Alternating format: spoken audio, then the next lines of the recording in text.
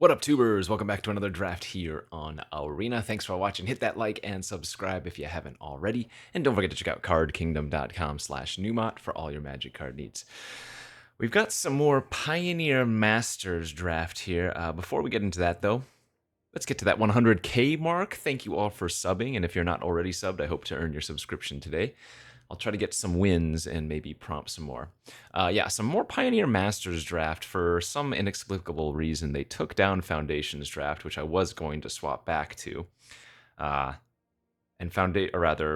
draft is the only draft format besides Duskmorn Quick Draft. So, not sure what they're thinking there. I'm not sure when we're going to get a new format, presumably soon, but I guess we will jump into the world of Pioneer Masters again, even though the Arena Open for this format has already ended. Anyways, quick look here at some okay cards. I'm going to take the first pick, Mogus's Warhound. Wild Slash, Loyalist, and Frostburn Weird, all what we're passing, and I'm going to get rewarded here with a second pick, Goblin Rabblemaster. So we're still on the Devotion theme of this format, as you can see with the Devotion card we opened here being the Reverend Hunter. This one can be really good. It's weird that they took my body copy when they decided to make the art for this card, but it is what it is. You know, I let them use my likeness frequently, and as you can see, it's very similar, very similar. Anyway, yeah, Rabblemaster is great. You'll probably know this one. It's an old reprint at this point. Very good at pushing pressure, and especially if you have any ways to back up the tokens, it's a nice one. Stasis Snare, another fantastic removal spell. Good, flashy, white exile effect. Draconic Roar, 2 mana, 3 damage, can't beat that. And not too much else, but yeah, Rabblemaster's a good first pick, and man, the red is coming around, and that's exactly what I want to see. I think red is one of the best. I've said this millions of times, you've probably heard me by now. Red is one of the best colors in this format, especially the uber aggro red decks. I don't know why I was about to take Oath of Chandra here over Draconic Roar. Draconic Roar is actually just better in this format, unless you can plan on triggering the Oath of Chandra more than, I mean, even if this said, no, that's not true. If it was an enchantment that said 3 damage to a creature, 2 damage to the opponent, it would be better. But odds are you're not going to be getting the trigger, so an instant speed 3 damage is better than a sorcery speed 3 damage. This does add to Devotion, so I guess if I got like a bunch of Fanatic of Moguses, that would be like slightly better.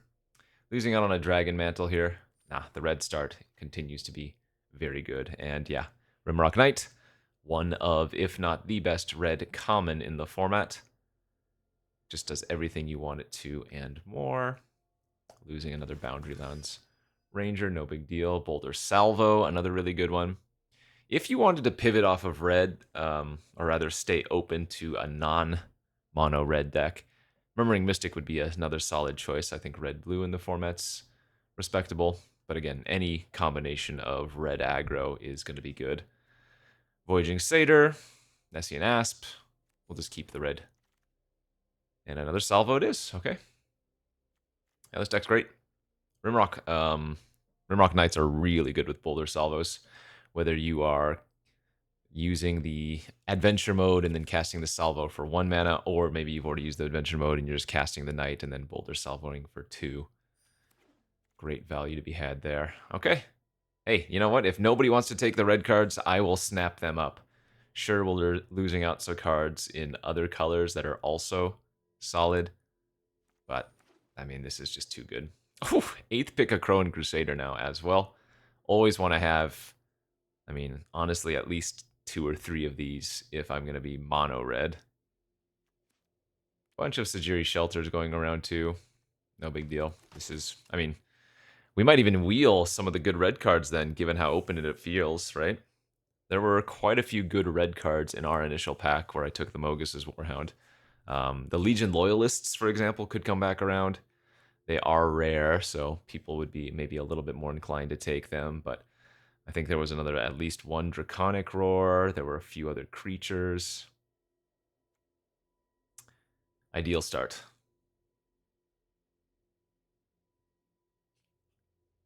I still haven't gotten any notification on the Arena Championships that I qualified for. a few weeks back, or maybe, I don't even know, maybe it wasn't more than a month. So I'm not sure when that event is going to occur. Yeah, Wheeling Frostborn Weird. That was a good one. Especially if I'm mono red.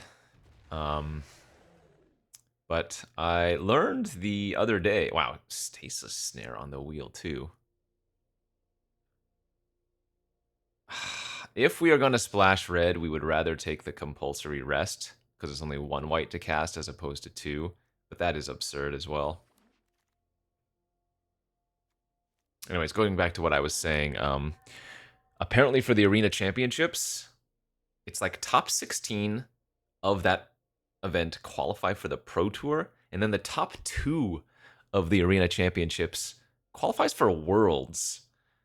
Like, I don't know, is it the most prestigious Magic event? It could be. If you win Worlds, you get your likeness on a Magic card, you know? Back in the day, we have things like Dark Confidant and whatnot. So that's kind of insane, right? I didn't realize how much the Arena Championships qualifying for it could lead to some crazy, crazy things. Oh man, Whip of Erebos is another absurd card. If you ever see this in Pioneer Masters draft, don't sleep on it. Even just the 4 mana giving all of your creatures lifelink, very strong. It doesn't maybe feel like it should be that strong. It is that strong. And then the added bonus of being able to return a creature for maybe a turn, especially if that creature has an Enters effect, is nice. Let's just take the Scab Clan Berserker. I think we're going to stick to mono red, even though white might feel a little bit open. We did get some late Rogue's Passage there at the end of pack 1, which are actually really, really good. I could run 2 Rogue's Passages. I don't think that would be crazy. I'm more likely just to end up running 1, but we're still sitting really good. Whoo, Phoenix. Of all the gods, is Phoenix the best amongst them? It might be, just because if you're in blue-black, you have a decent handful of creatures, especially like Philagi Archaeologists, that have some pretty big toughness. It can win the game in just like a turn or two, honestly. You know, a Philagi Archaeologist and a Gurmag Angler, that's already minimum 8 cards milled in 1 turn. So Phoenix is a fun one, but we're just going to keep taking the red cards. Rimrock Knight, Anthrax and Cyanide. Ooh, do I take a 3rd Rimrock Knight or do I take a 2nd Berserker? I feel like the Berserker is more likely to wheel. So let's just take another Rimrock Knight. Really want to get some more Crow and Crusaders if we can find them. There's another card that is definitely a worth of a splash, but Follow the Hammer is good enough, especially with the triple Rimrock. Pump up a creature with the Rimrock Knight and then shoot it with Follow the Hammer. Dragon Mantle's good. Yeah, I mean, this deck is very nice.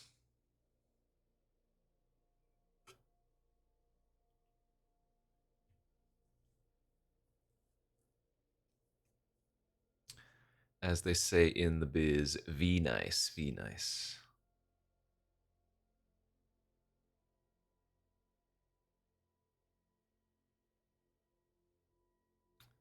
What are the card draw effects we're hoping to get? I can't remember. I guess there aren't that many big card draw effects in red. Oh, Witch's Mark. That's what we're looking for. As we get another Follow the Hammer here. Kind of want to take the Wingsteed Rider.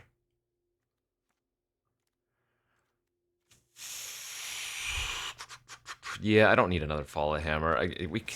We could still be playing the white cards. Wow, look at this white.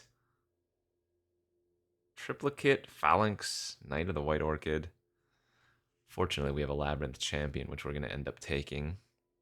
Triple Rimrock, Mogus's Warhound, Follow the Hammer, Dragon Mantle. So at least 6 positive ways to target our own creature. And then we can always, if for some reason we want to, turn, like, if the opponent's at 2 and we have a Boulder Salvo plus Champion, we can shoot our own Champion, you know?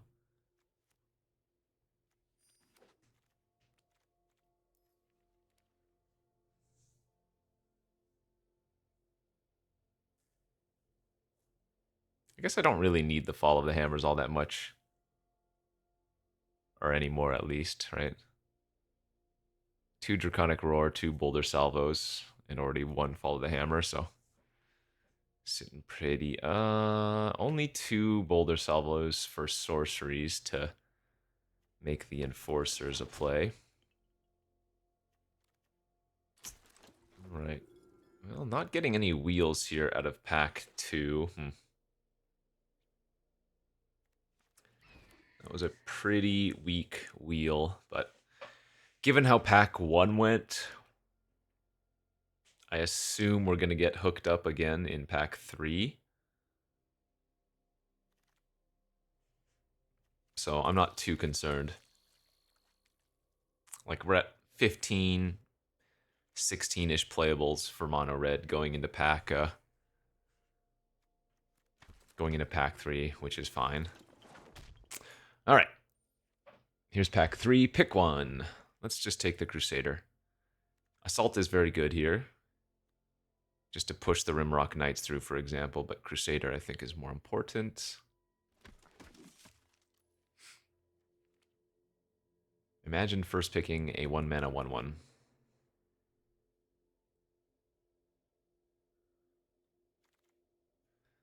Another Anthrax. That's okay. We got another Akroan Crusader instead. Yeah, a lot of good red-white cards. Would the deck be slightly more powerful had I just drafted red-white from the beginning? Sure, probably. This deck is going to be far more consistent and still very good, so I have no regrets about this. Double check here. 3 Akroan Crusaders and a Labyrinth Champion, so we have 4 heroic cards. We have 1, 2, 3, 4, 5, 6 good spells that can target them. Since it's not just pure targeting, so passage doesn't work. So could use a couple more of those effects, I suppose. I mean, more Warhounds would be the best, I think.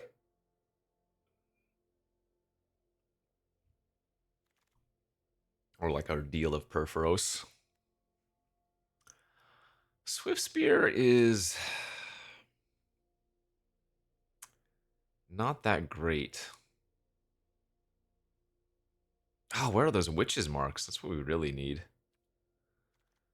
The question is Swift Spear better than Labyrinth Champion number 2 and Stone Shock Giant? I think it's close. I think I'll take the champion. Oh! Hello, Perforos, God of the Forge. I did say pack 3 was probably going to treat us kind. All right.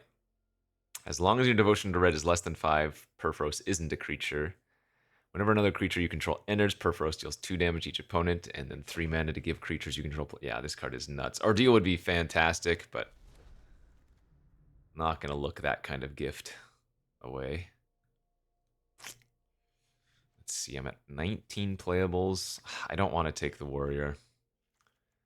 What's my sorcery count? No, the Bloodfire is still not good. I mean, I guess I'm not playing anything else here, though. Another Fall of the Hammer is fine. I'm like 3, maybe 4 playables short. Too many of these damn warriors. I don't want them. I guess we have Halo Scarab. We could just throw in as a 2/1, but pick 8 and no red cards.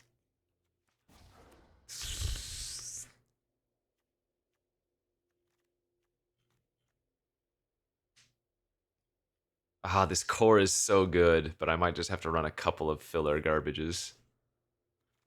That's too bad. Splash like Dreadbore, for example.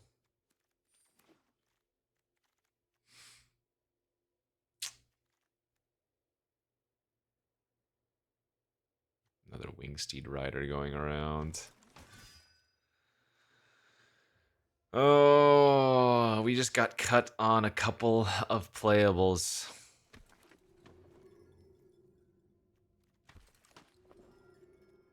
That sucks.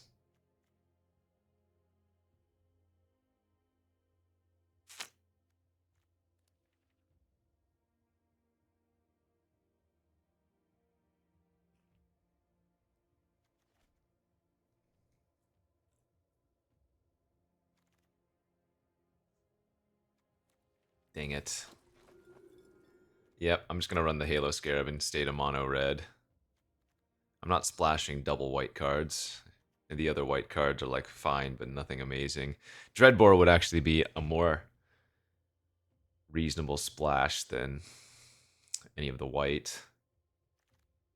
If we wanted to splash the Dreadbore, but... Ah! That's too bad.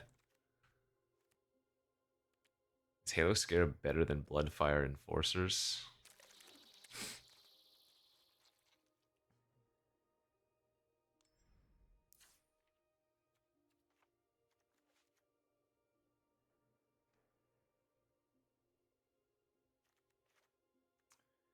Just a couple playable short.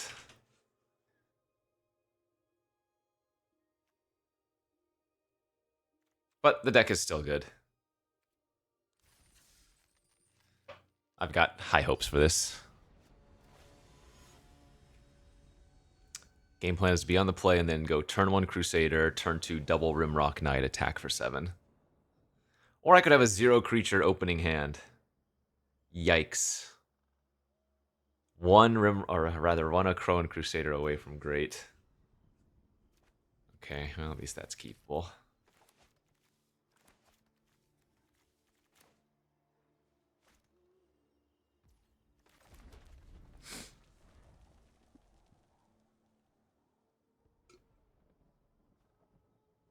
Close. Close.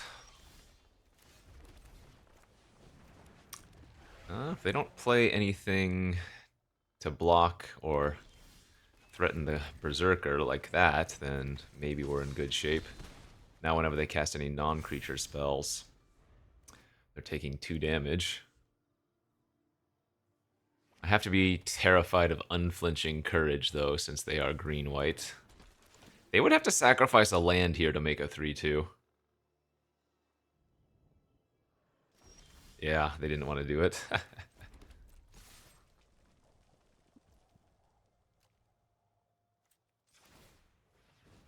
So I could double pump the weird, or I could Rimrock Knight.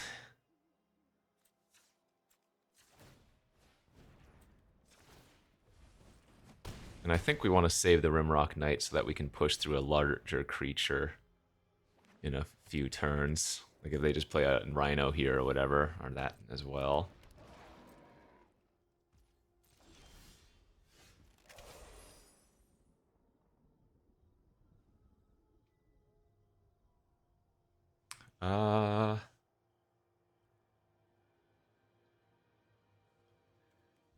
Yeah, I guess we trade the weird for the Seed Guardian if given the opportunity.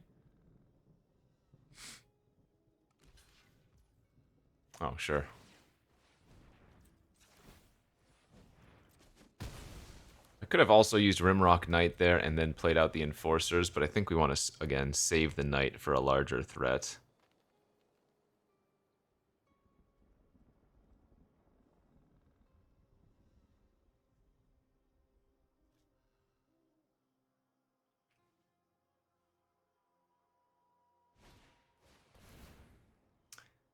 This works as well.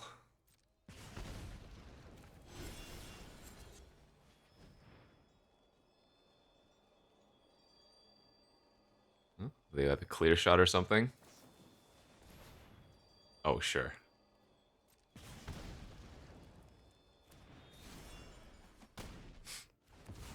So the fight or rather the punch happens, I lose my creature, but end result was still decent for us.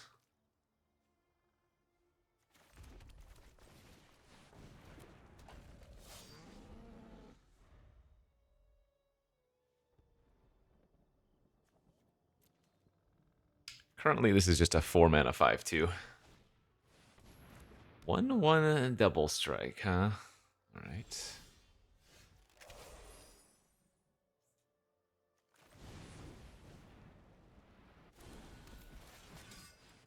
We're just going to load up the board.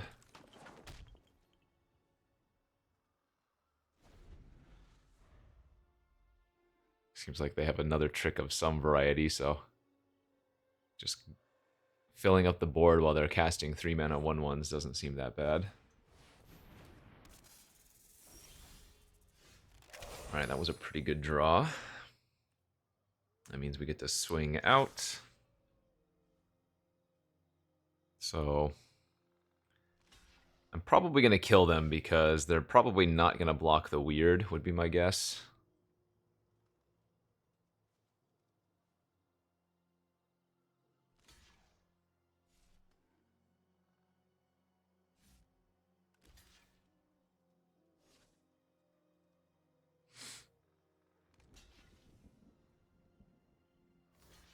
Oh, they did. They did block the weird. Okay.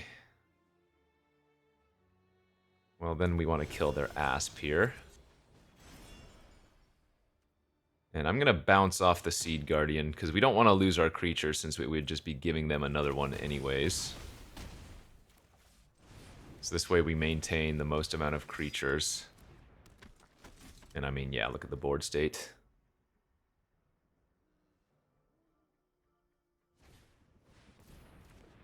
Okay, that makes another blocker, but that's still not good enough. We have 4 creatures that are individually lethal. That does save them, okay.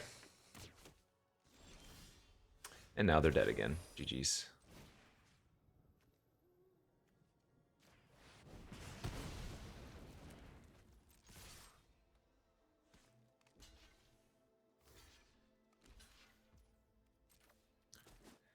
Alright, nice little first game there for us. We'll take it.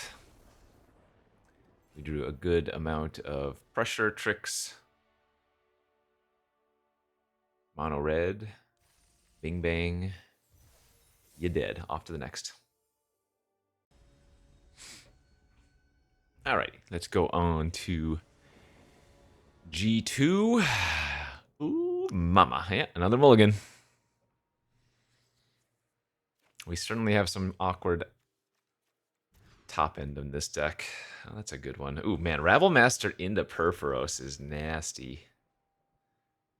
Gotta pitch the Labyrinth Champion there. Looks like we might have a mirror match on our hands. Oh, yes, we do. The old Rimrock Knights on turn 2. Well, if they don't kill my knight, the Fall of the Hammers are going to be good at least.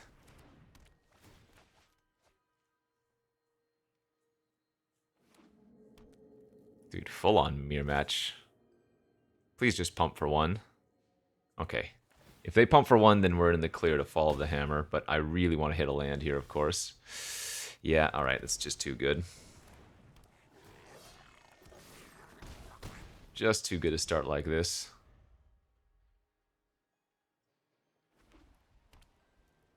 The downside is now my Rabblemaster is susceptible to a Fall of the Hammer, but there are plenty other removal spells that they could have anyways, and just getting that thing online ASAP is... I mean, that hits them for so much damage next turn if they don't do anything. That's very good. Okay.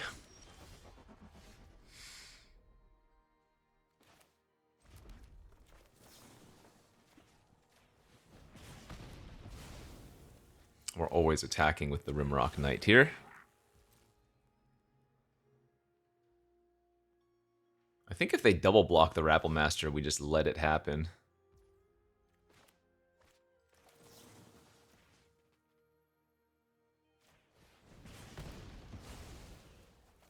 Like, we have the board presence and they have nothing.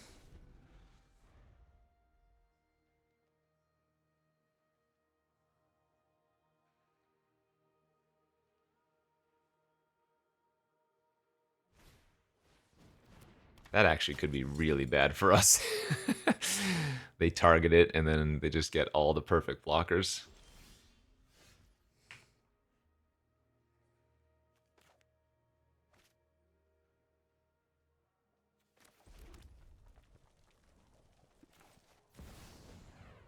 I think I'm going to go Perforos and pass.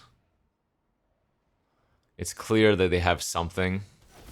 And while the My Rimrock Knight doesn't block, it is giving me a pip for the Perforos.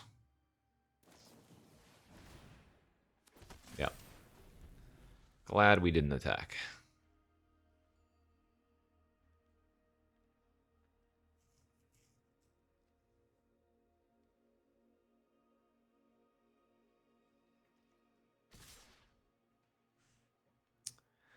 Okay, we just take.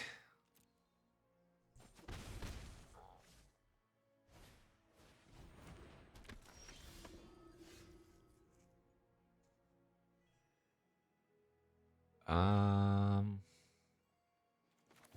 think we just attack with all here. And go double pump. Hit him for 6.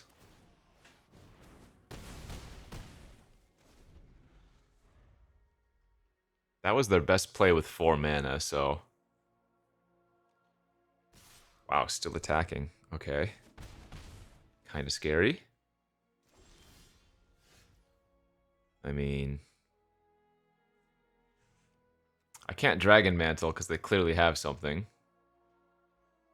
Ardenvale, maybe? That's fine. Okay. Now I can go for this and hope they don't have a burn spell.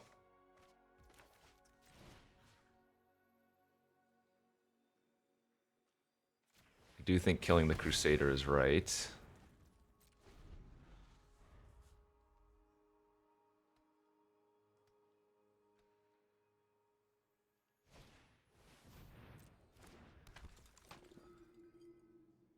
We don't need much to win, but we do need something. Oh boy. Twice the number of lands as the opponent is brutal.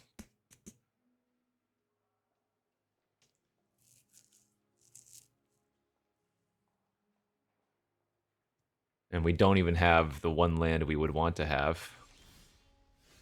Okay, that's 2 damage.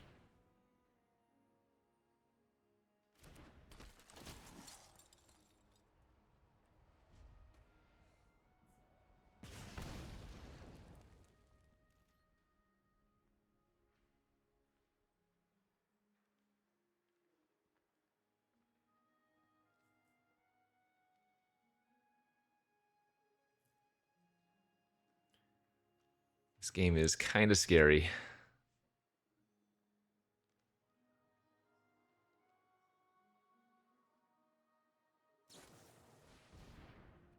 I wonder if my killing their Rimrock Knight instead of keeping my Rabble Master could cost me. I think at the moment, or at the time, the play made sense though, right? But now given our draws, it feels awkward for sure.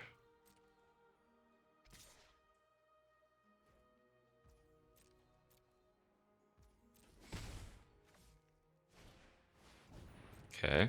Alright, so they sack the token. Kill my 1/1. Wow, that was actually a really... I guess they knew I wasn't going to block. That's a good one. There we go.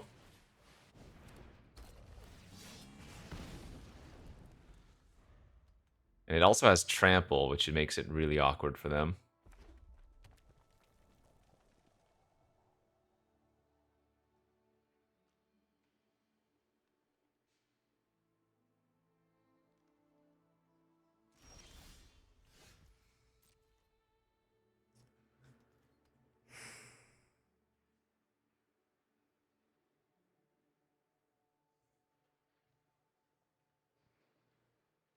I mean, how can I not attack? Trample plus pump here available. We just pass priority and say, what do you have?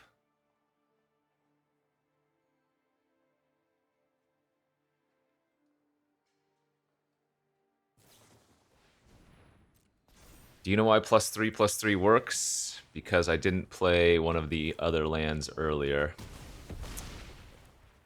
Had I played that other mountain a turn earlier, in fact, I should have, we would have won that turn with 1 trample. Now we actually could lose this game. Especially if I draw my 10th basic mountain. Any creature wins. Oh my god.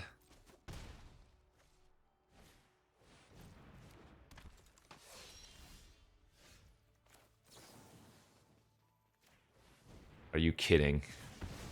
If I lose this game, it's fully deserved.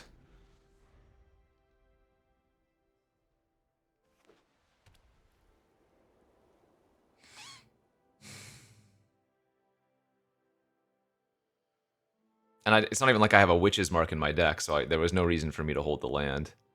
Not playing land number 8 to give me the out of drawing land number 9 and killing for lethal there. That was totally on me.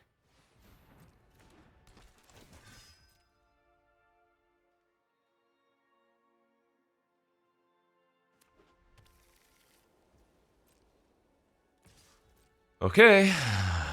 Any creature. And now we're just dead. If they see the play, we are just straight up dead. All they need to do is attack for 2 and then play that Manticore or whatever it's called and sack their knight. Crazy. That's my fault. I can't say anything about it. Just totally on me. The flood was unfortunate, but I threw the game.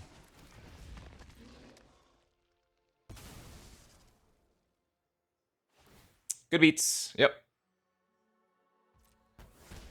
That is on me. Wow. So, unlucky plus bad play.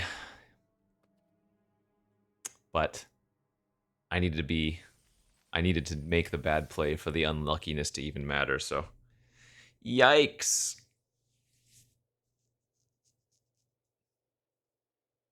Yeah, I don't have a reason in this deck to play, or to not play out the land, right? It was totally right when I have Perforos on the battlefield. I just missed 1 trample damage, and they survived at 1, and they killed us.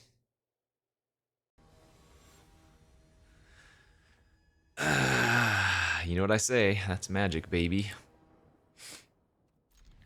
Alright, we finally have an opening hand Crusader. However, we have 0 ways to target it. Or, well, you know what I mean. None of our 3 Rimrock Knights, let's put it that way.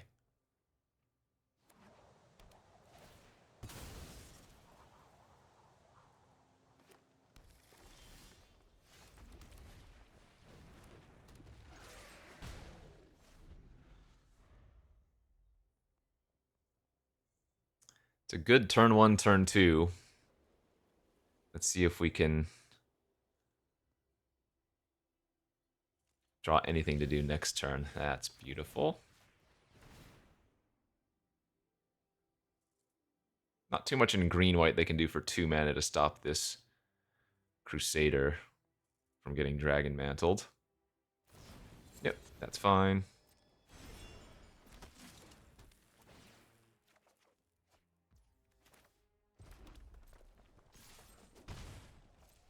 I do lose the capability of going Mantle into Enforcers now, but I think that was correct. Ah, well, this might not be much of a game. Our opponent just missed a land drop.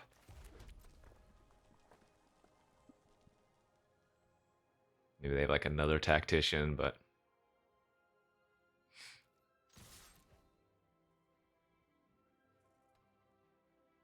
secure the waste for 1 would be funny. Sure, that's fine.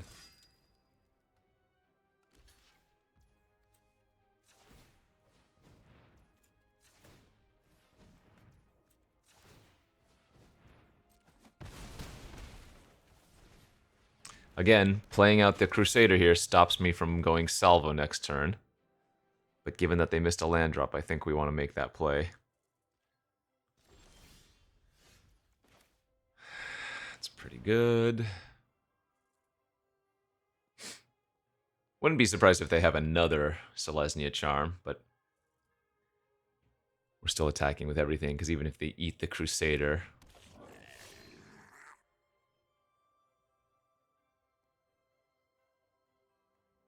we still push in the extra damage.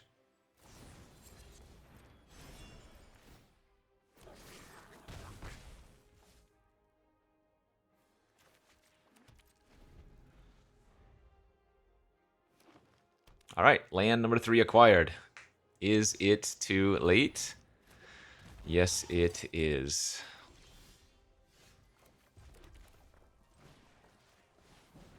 I could have played Enforcers first, but we just want to pump the weird, so.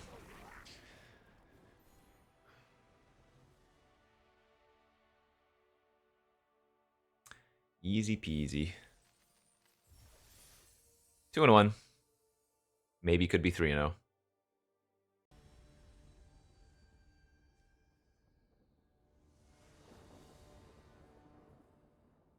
All right, Crusader and a Dream.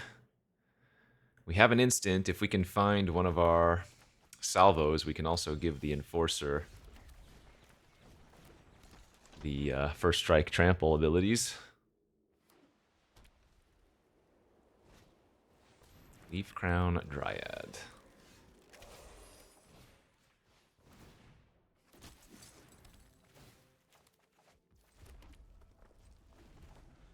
We don't want to trade Crusader off. That's 2 pips for Perforos. This hand is a little bit awkward since we have 3 of our 4 drops. And I mean, we have an okay potential turn 3 of like pumping the Crusader for 1 and then falling a 2/2. That is a very large creature.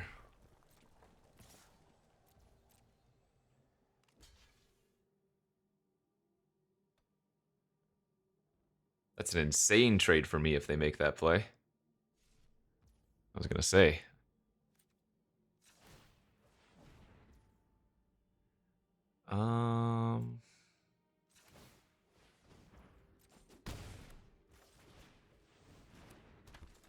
Okay.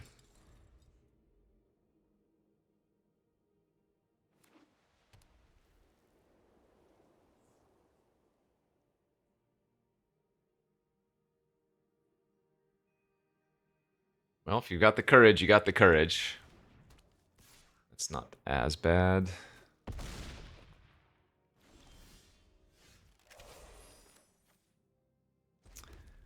Let's see if I pump, Fall of the Hammer. 3. I guess we don't want to do that, do we?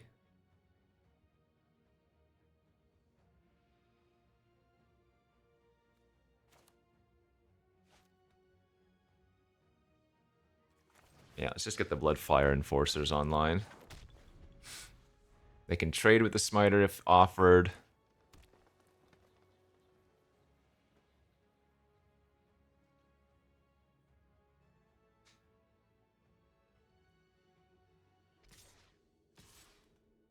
Okay.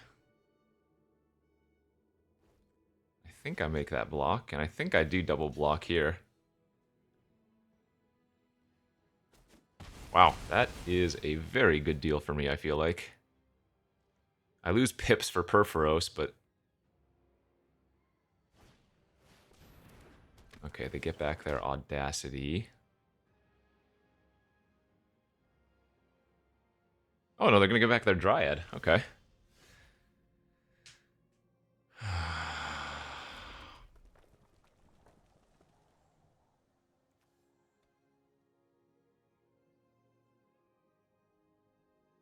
Yeah, it feels like I have to do this now. Before they can suit it up with the Dryad.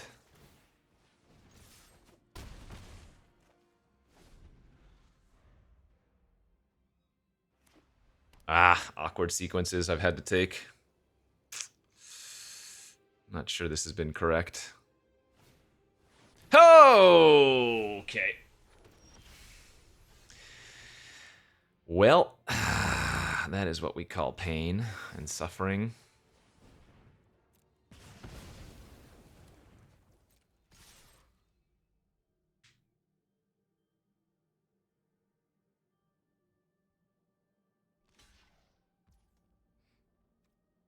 Okay.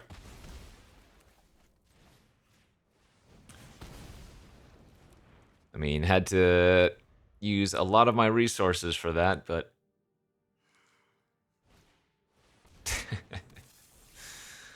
that doesn't have trample. I think my best bet is to Perforos here.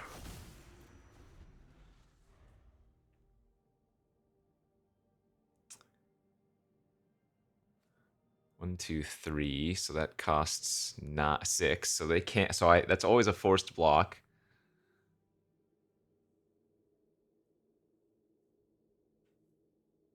while it attacks with 6 open mana. They're getting punished, though, for not grabbing their Audacity back.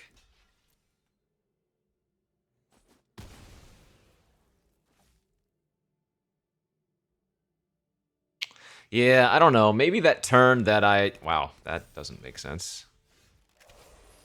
Maybe that turn that I killed their Lotus Eye Mystic, I should have just developed out one of my other creatures.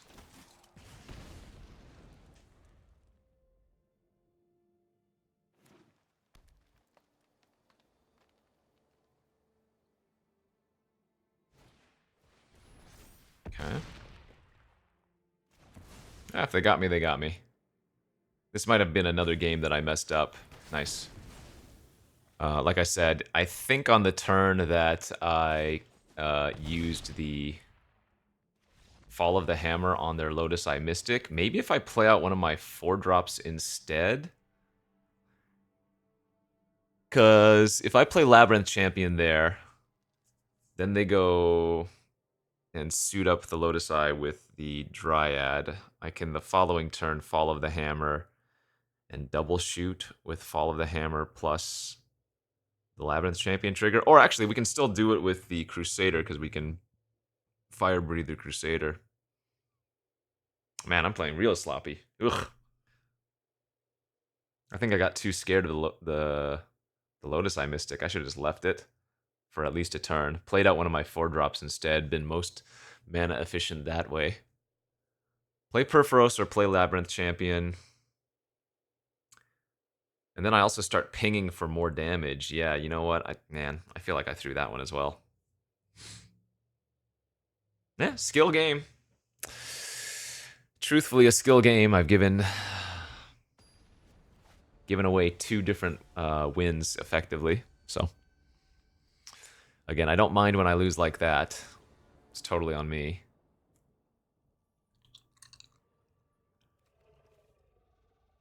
Can't keep that hand. This is a really good hand with 1 land. A decent chance running out the Warhound on turn 2 is going to be fine as well.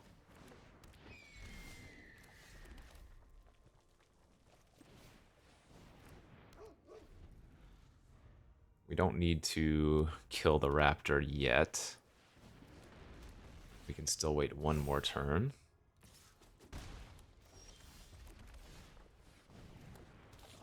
Scab Clan doesn't do much when they have a 2-1.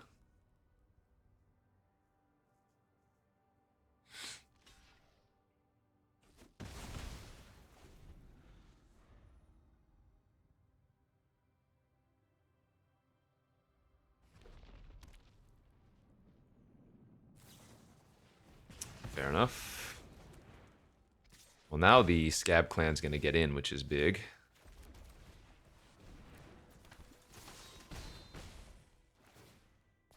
Blue-red deck probably not going to love the Berserker getting renown.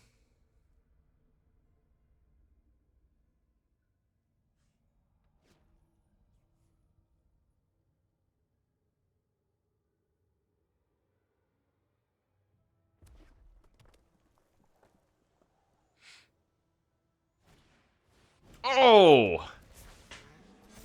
Boros Reckoner is a huge, huge blech.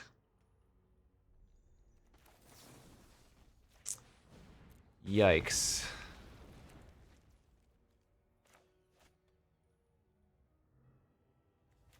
Actually, you know what? I think I hold the Halo Scarab. It doesn't do much on this board. And it allows for exactly that. Boulder Salvo for 2 mana after the Scarab. It also allows for 2 extra damage with Perforos if we draw that.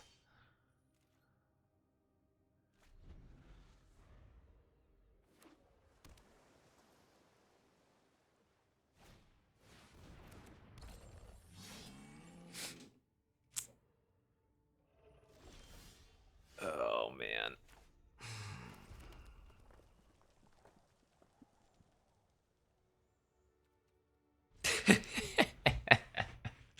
I mean, I deserve all of this. I'm 2-2, but the 2 losses I have were both winnable games, so...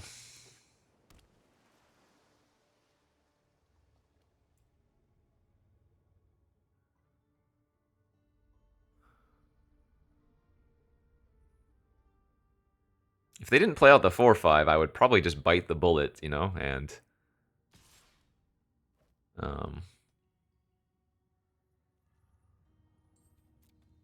salvo the Boros Reckoner. I don't need to double block that yet. I think you could make an argument to.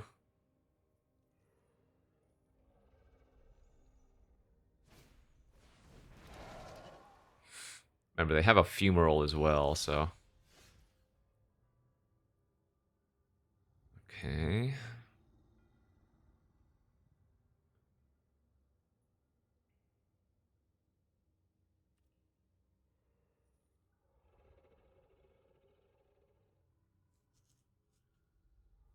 Well, do I need to just push through yet? No.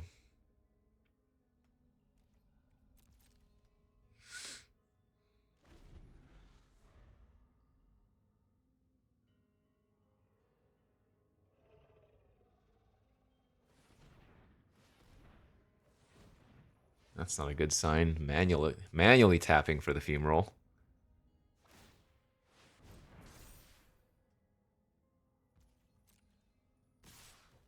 Oh man, am I dead?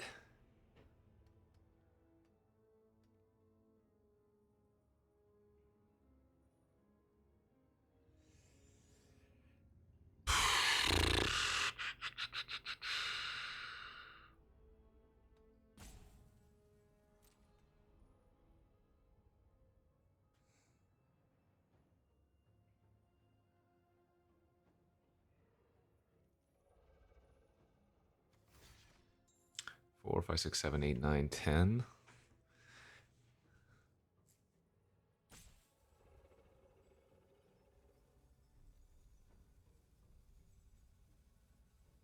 Remember, they can give first strike to the Reckoner.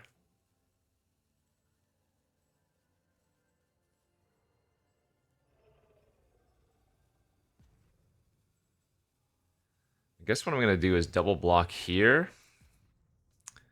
They're going to activate the fumarole. And once they do that, I get to champion the fumarole. And they don't have a chance to ever flip its power and toughness. It's always going to die now. Because at some point, the second activation is going to trigger. Now, the downside here is that I'm not killing the Zephyr Winder, which means they get to untap their Reckoner. And I'm not going to be able to attack them back next turn, but...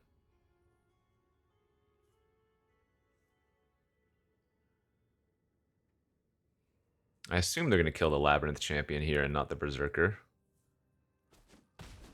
Yeah. Okay, I'm at 9. Untap the Boros. Is that a second fumarole? Ay, ay, ay. Okay, well, that's gross.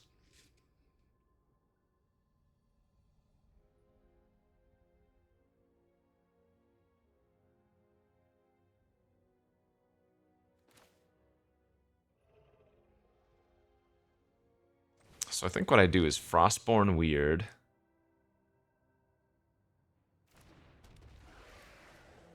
And bite the bullet. They can either decide to shoot me for 4 or kill one of my creatures now.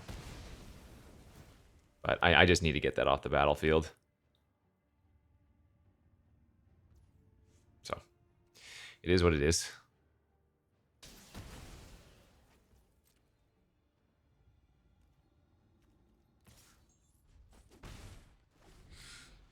At least this way, we actually stand a chance now.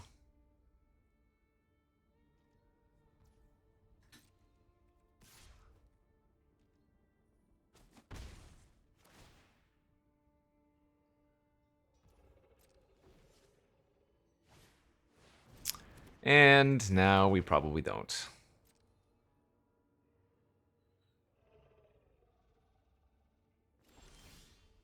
Okay, maybe we do.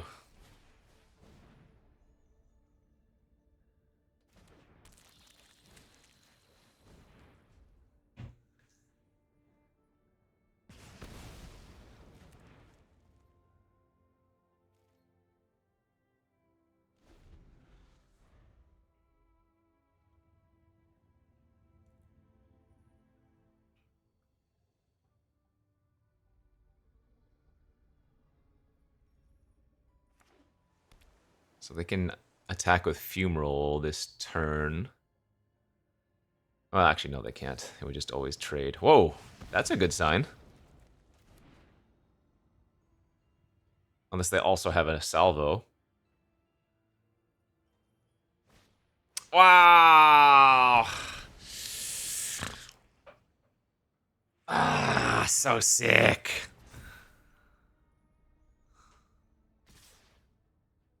All right, I'm gonna go to 2.